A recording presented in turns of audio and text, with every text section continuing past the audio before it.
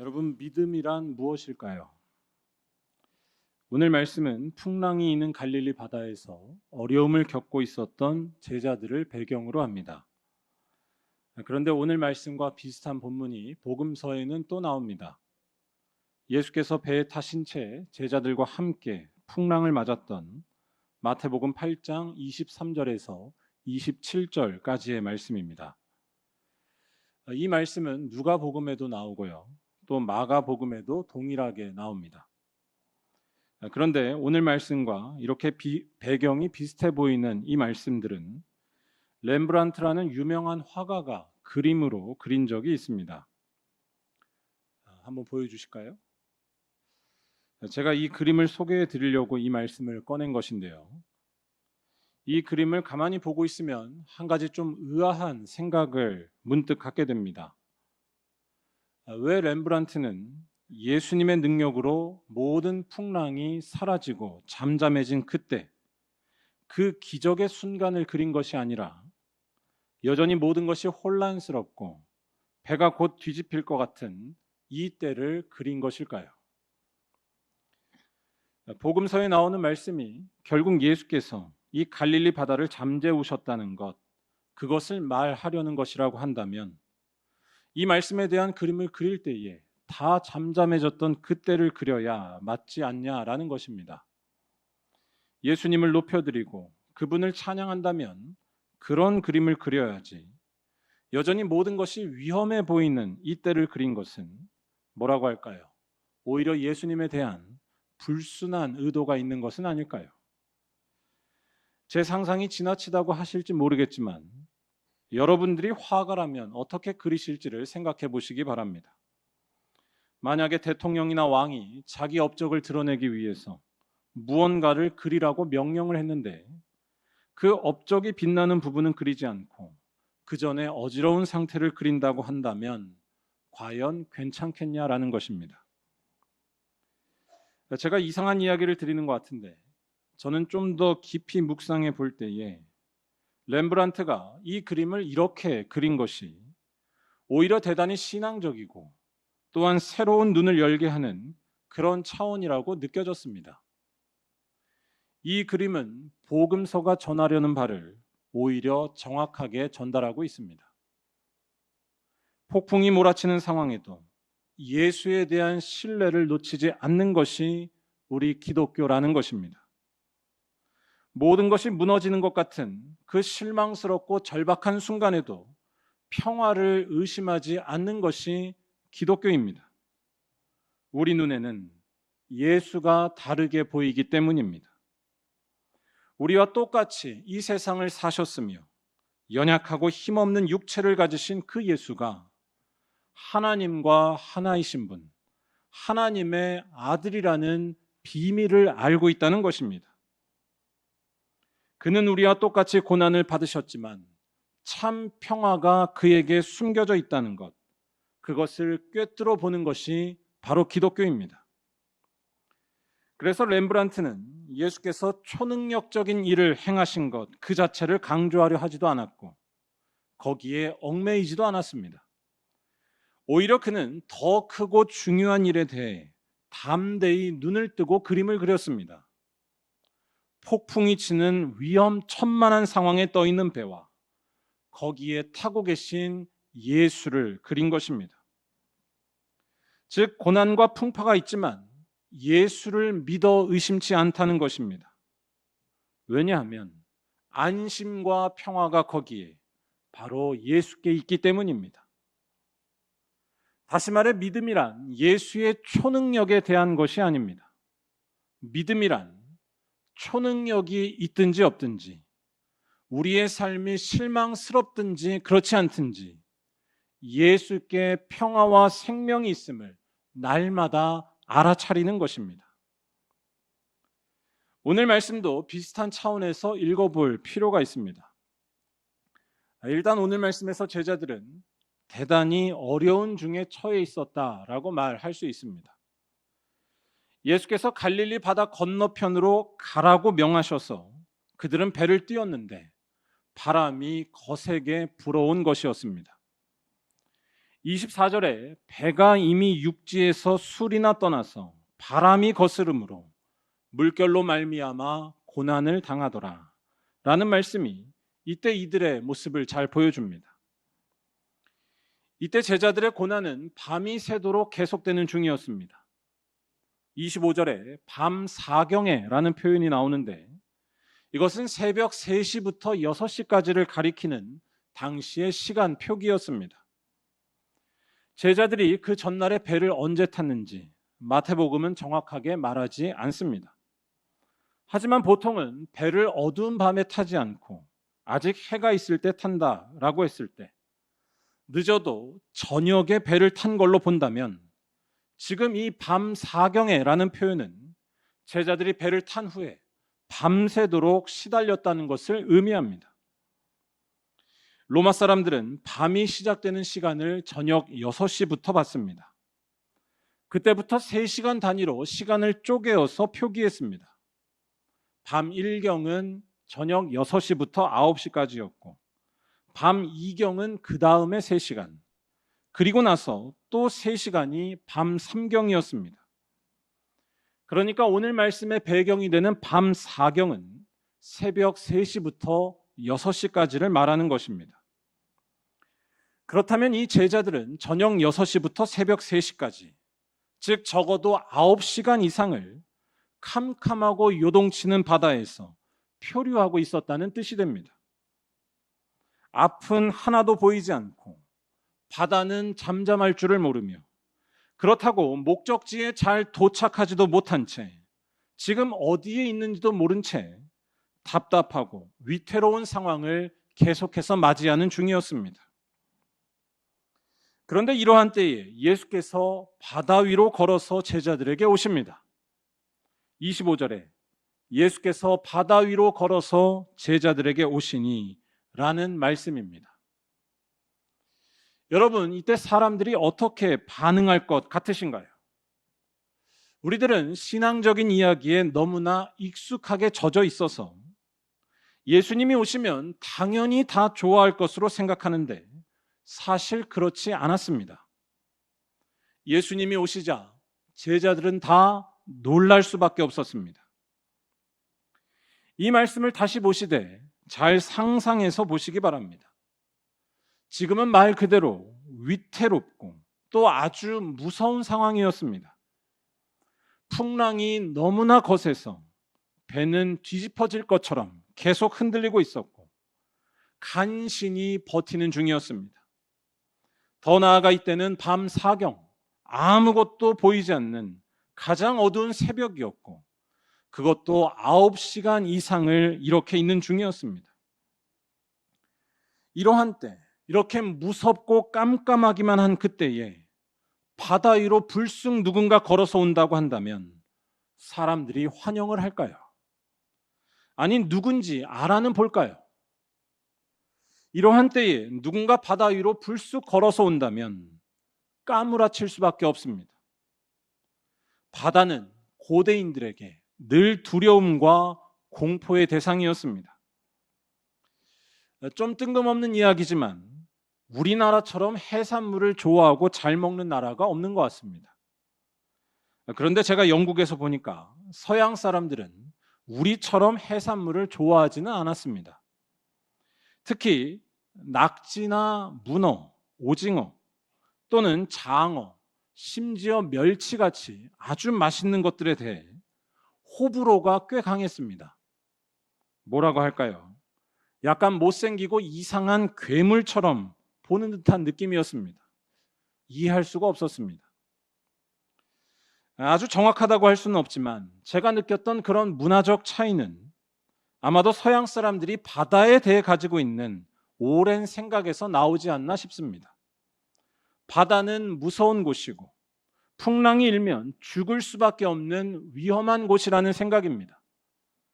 그러니까 그런 곳 속에는 괴물이 있을 것이고 악한 존재가 있다고 믿는 것입니다. 실제로 영국을 비롯한 서양에서는 바다 괴물에 대한 전설이 참 많기도 합니다.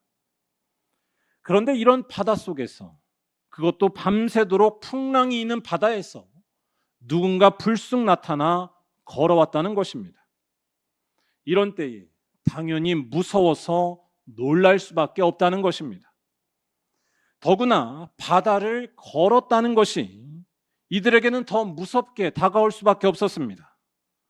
바다를 걷는다면 그건 귀신이라고밖에 느껴지지 않았을 것이기 때문입니다. 그래서 제자들은 26절에서 바다를 걸어오신 이 낯선 분 예수를 보고 놀랐으며 유령이다 하면서 소리 질렀다고 나옵니다.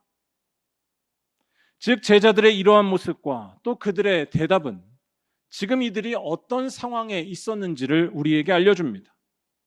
지금 이들은 대단히 무섭고 위태로운 상황, 총체적인 난국에 있었다는 것입니다. 그 어디에서도 안심할 때를 찾을 수가 없는 절체절명의 위기였다는 것입니다. 그러자 이때 바다 위를 걸어오신 예수께서는 제자들에게 이렇게 말씀하십니다. 우리 다 함께 27절을 한번 읽어보겠습니다.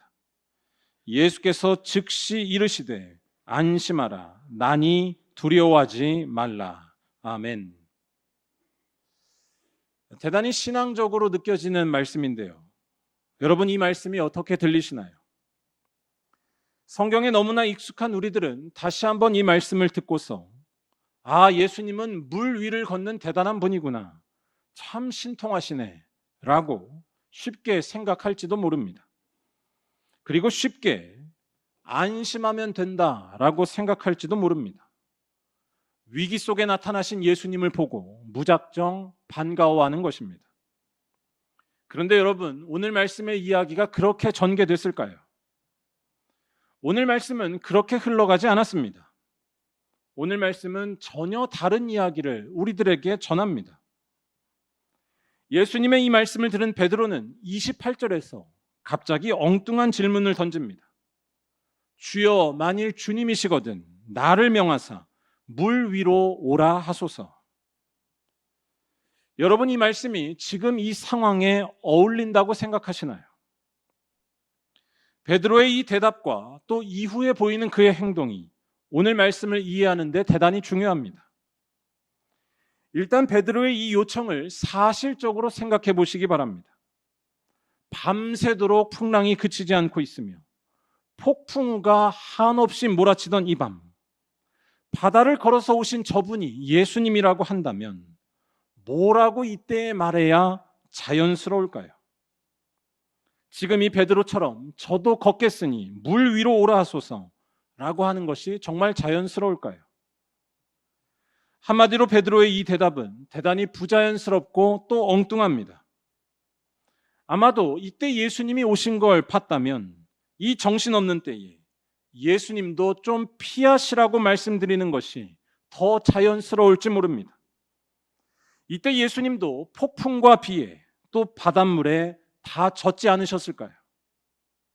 그런데 오늘 말씀에서 베드로는 그런 식의 요청을 하고 있지 않습니다. 그는 뜬금없는 요청을 하고 있습니다. 나를 오라 명하소서. 이러한 베드로의 행동과 대답은 이 말씀이 나타내려는 바가 전혀 다른 데에 있다는 것을 우리에게 알려줍니다. 베드로가 이런 대답을 했다는 것과 그 후에 그가 한 행동에 대한 말씀은 다른 무언가, 다른 사실을 전하는 데에 그 목적이 있는 의도적인 기록이라는 것입니다. 바로 이 말씀은 이 말씀이 기록되었을 당시 초대교회의 상황이 어떠했는지, 또한 그 상황에 대해 마태가 내놓고 있는 신앙적인 대답을 전하려는 것에 그 목적이 있다는 것입니다. 곧 당시 교회는 예수에 대한 믿음이 있었지만 핍박과 고통, 어려운 상황 속에 처해 있었고, 그러면서 점점 믿음을 잃고 있었다는 것, 그리고 이러한 교회의 상황에 대해 마태가 응답하고 있다는 것, 이 두 가지를 전하려는 것이라는 말씀입니다. 베드로로 상징되는 당시 교회는 일단 예수님의 말씀 앞에 순종했었습니다. 예수께서 말씀하시자 풍랑이 있는 바다로 뛰어든 것입니다. 아니, 베드로가 이렇게 걸어간 것 이전에도 교회를 상징하는 제자들은 예수의 말씀에 순종했었습니다. 오늘 말씀 22절과 23절에 이미 그 사실이 잘 나왔었습니다. 예수께서 제자들을 갈릴리 바다로 보내셨고 그들은 거기에 순종해서 배를 띄운 것이었습니다. 그런데 이렇게 예수의 말씀에 순종해서 바다로 나온 제자들, 또한 베드로는 얼마 지나지 않아 믿음이 흔들렸다는 것이 오늘 말씀이 말하려는 바입니다. 베드로는 배에서 내려 물 위를 걸었지만 얼마 있지 않아 물에 빠지고 말았습니다. 바람을 보고 무서웠기 때문이었습니다. 특별히 여기서 그가 예수의 음성을 듣고도 빠졌다는 것, 예수의 음성을 듣고도 빠졌다는 것은 다시 한번 말씀드리지만 이 말씀이 간단한 말씀이 아니고 특정한 상황을 염두한 것임을 잘 보여줍니다. 이것은 당시 초대교회가 처했던 상황, 예수를 믿을 뿐만 아니라 예수와 직접 함께하기까지 했었지만 믿음이 흔들리고 있었던 그들의 모습을 보여준다는 것입니다. 아니, 우리들도 마찬가지입니다. 아무리 믿음이 좋고 또한 뜨겁게 열심히 믿음 생활을 했을지라도 믿음은 언젠가 흔들리기 마련입니다. 잘 생각해 보시기 바랍니다. 예수님과 직접 함께 했으며 예수님의 음성을 직접 듣기까지 했었던 베드로는 왜 그렇게 무서워했을까요? 더 정확히 말할 때 베드로가 보고서 무서워했던 그 바람은 도대체 무엇이었을까요? 믿음을 가지고 살려 하지만 동시에 그 믿음을 흔드는 것은 무엇이냐는 질문입니다. 아마도 여러 가지로 말할 수 있을 것입니다. 일단 우리들이 일상 속에서 만나는 어려움들은 우리의 믿음을 흔들어 놓습니다. 인생살이가 참 편안하면 좋을 텐데 산 넘어 또 산입니다. 계속되는 어려움이 우리의 믿음이 언젠가 흔들리게 합니다. 믿음을 흔드는 것은 그것만이 다가 아닙니다. 예수를 믿어도 사는 것이 늘 똑같다고 느끼지는 않으시나요? 아마도 오랫동안 교회 다니신 분들이 그런 느낌이 많이 있으실지 모르겠습니다. 예수를 믿었는데 늘 기쁨이 넘치는 것은 아닙니다. 사는 것이 다 비슷해 보이기도 합니다. 차라리 실제적인 이야기, 교양이나 자기 개발에 대한 좋은 이야기, 또는 카톡에서 수없이 오고 가는 명심보감 같은 이야기가 더 손에 잡히는 것 같고 더 나아 보이기도 합니다. 그래서 믿음이 점점 약해집니다. 또 결정적으로는 예수에 대한 느낌이 점점 희미해지거나 아니면 예수 자체에 대한 신뢰를 점점 잃어가기도 합니다.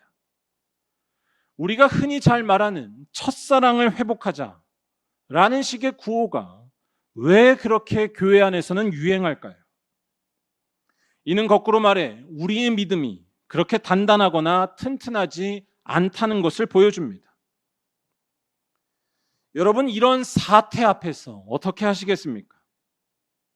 예수의 말씀에 순종했지만 파도가 몰려오고 있으며 더 나아가 그런 파도와 바람을 보고 무서워서 믿음을 잃은 채 바다로 빠져가고 있었던 베드로가 우리의 모습이 아니라고 말할 수 있을까요? 저는 여기에 대한 답을 오늘 말씀이 주고 있다고 믿습니다. 마태는 흔들리는 믿음 속에서 고난과 어려움을 겪고 있었던 초대교회에 분명한 답을, 아니 그가 경험했던 예수에 대한 기억을 전해주고 있습니다. 바로 예수에 대한 전적인 믿음으로 나아갈 때에 바람이 있을지라도 평안해질 것이고 모든 두려움이 사라지고 만다는 것입니다.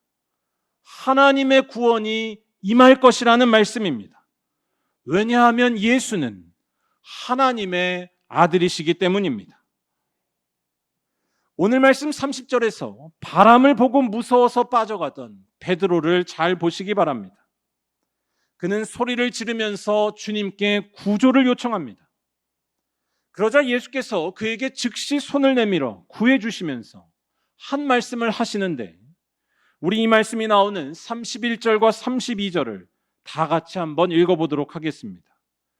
예수께서 즉시 손을 내밀어 그를 붙잡으시며 이르시되 믿음이 작은 자여 왜 의심하였느냐 하시고 배에 함께 오르매 바람이 그치는지라. 아멘. 여기에서 중요한 말은 의심이라는 말입니다. 의심. 여러분, 의심이란 말은 뭘까요? 의심이라는 말은 나뉘어진 마음을 의미합니다. 의심은 나뉘어진 마음입니다. 의심은 불신이나 무신론과 다릅니다. 의심은 불신처럼 아예 안 믿는 것도 아니고 또 무신론처럼 아예 믿음이 없는 것도 아닙니다.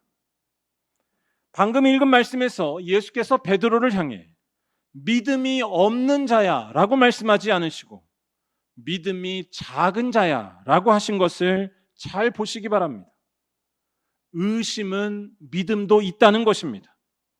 즉 믿기는 하지만 다른 것도 믿는 것이 의심입니다. 두 가지를 동시에 다 믿어보겠다는 욕심, 나뉘어진 마음이 바로 의심입니다. 이런 마음을 이상하게 보실 필요는 없습니다. 우리는 이 의심을 아주 잘 이해합니다. 예수께 자기의 운명을 다 거는 사람은 그렇게 많지 않습니다. 그렇게 하면 실제 삶이 부족해진다고 느끼기 때문입니다. 예수도 믿되 다른 것으로 보충해야 한다고 믿습니다. 그런데 예수께서는 바로 그러한 모습이 믿음이 작은 자, 의심이라고 말씀하셨습니다. 여러분, 예수님이 너무 비판적이고 또 꼰대 같다고 느껴지시나요? 그런 마음도 이해가 안 되는 것은 아니지만 그런 마음이 있으시다면 두 가지를 말씀드리고 싶습니다. 한 가지는 예수께서 지적하신 믿음이 작은 자, 의심에 빠졌던 베드로는 지금 물에 빠지고 있었다는 사실이고, 또 하나 의심이란 결국 예수가 누구신지 우리가 아직 다 알지 못하는 것의 증거라는 것입니다. 오늘 말씀을 다시 보시기 바랍니다. 마태는 믿음이 흔들리는 가운데 점점 더 어려움에 처해가던 초대교회를 향해 분명히 말하고 있습니다. 점점 물에 빠지던 베드로가 주여 나를 구원하소서라고 소리쳤을 때 모든 상황이 뒤바뀌었다는 것입니다. 예수께서는 즉시 응답하시고 그를 건져내 주셨다는 것입니다. 베드로의 이 말은 그가 온전한 믿음으로 들어간 것을 나타냅니다. 구원이 자기에게 있지 않다는 것을 깨달은 것입니다. 다른 마음으로 나뉘지 않은 것입니다. 오직 주님께 구원이 있음을 고백하는 것이 바로 믿음입니다. 자기 자신에게서 구원이 나오지 않는다는 이 사실에 대해 여러분들은 얼마나 가까이 접근하고 계신가요? 우리가 살면 살수록 느끼는 것 중에 하나는 사람의 진정성이 결정적으로 중요하지는 않다는 사실입니다. 사람의 진정성이 결정적으로 중요하지는 않습니다. 여러분, 좋은 말들의 합계가 항상 좋은 것이 아닙니다. 좋은 말들의 합계는 상처가 되기도 하고 진정성이 넘쳐도 싸울 수 있으며 오류가 날 수도 있습니다. 제 말은 사람이 진정성을 갖지 말고 함부로 해도 된다는 것이 아닙니다. 사람이 스스로 구원할 수 없다는 것을 놓쳐서는 안 된다는 것입니다. 나의 똑똑함도, 빨간색 주식 그래프도, 내가 자랑하는 업적도 우리를 결코 구원하지 못합니다. 다 잠시뿐입니다. 신앙생활은 이 사실을 깨닫는 것에서 시작하는 것이고, 베드로는 지금 그 문을 열고 있었습니다. 주여 나를 구원하소서. 더 나아가 오늘 말씀에서 우리가 꼭 기억해야 할 것은 이때 베드로를 잡아주신 예수께서 배에 오르시자 바람은 그쳤고 풍랑은 잠잠해졌다는 것입니다. 우리를 절망의 바다에서 자유케 하시는 그분이 분명히 계시다는 것입니다. 참된 평화와 안식을 주시는 분, 즉 하나님의 구원을 주시는 분은 예수라는 것입니다. 그래서 제자들은 마지막 33절에서 예수에 대해 이렇게 고백합니다. 우리 다 함께 한번 읽어보겠습니다. 배에 있는 사람들이 예수께 절하며 이르되 진실로 하나님의 아들이로소이다 하더라. 아멘. 사랑하는 우리 말리언교회 모든 성도 여러분, 어느 복음성가의 가사처럼 세상 흔들리고 모든 것이 변하는 것 같은 것이 우리가 사는 세상이고 또한 우리들의 믿음이기도 합니다. 또한 물에 빠져가는 것 같은 위태로운 상황도 나날이 가득합니다. 이러한 사태 앞에 두렵고 무서울 수밖에 없지만 여러분 절망하지 마시기를 바랍니다. 초대교회 성도들처럼 그러한 때에 예수의 말씀을 기억하시기를 바랍니다. 왜 의심하였느냐? 예수에 대한 전적인 믿음을 갖고서 그에게 운명을 거는 것만이 우리 믿는 자들이 가야 할 길인 줄로 믿습니다. 참 평안과 안식은 오직 예수께만 있기 때문입니다. 초대교회 성도들은 숱한 시행착오를 통해 이 사실을 몸소 경험했으며 그래서 그 사실을 오늘 말씀을 통해 전하고 있는 것입니다. 우리의 힘으로 일어날 수 없는 하나님의 구원이 예수께 자기를 맡겼을 때에 분명히 일어났다는 것입니다. 갑자기 생뚱맞지만 오늘은 우리 교단이 정한 남북평화통일 공동기도주일이고 또한 북한 선교주일인데요. 여러분, 이러한 말이 실제적으로 들리시나요? 남북평화통일 공동기도주일, 북한 선교주일. 아니, 이런 말들이 점점 가벼운 말처럼 되는 것 같지 않으신가요? 점점 시간이 가면 갈수록 과연 누가, 어느 세대가 통일을 원할까요? 아니, 통일은 설령 둘째 치더라도 이 땅에 화해와 평화가 또한 저 북녘 동포들에게 자유와 기쁨이 찾아올까요? 이러한 혼란스럽고 절망스러운 질문들이 찾아오는 것이 오늘날 세상입니다. 또한 요동치는 파도가 늘 가득한 것이 우리 각자의 인생길입니다. 하지만 오늘 말씀을 통해 새롭고도 확실한 소망을 되찾아야 할 줄로 믿습니다. 우리 주님 예수께 운명을 걸면 우리가 결코 할 수 없는 일들, 꿈꿀 수 없는 일들이 분명히 일어난다는 것입니다.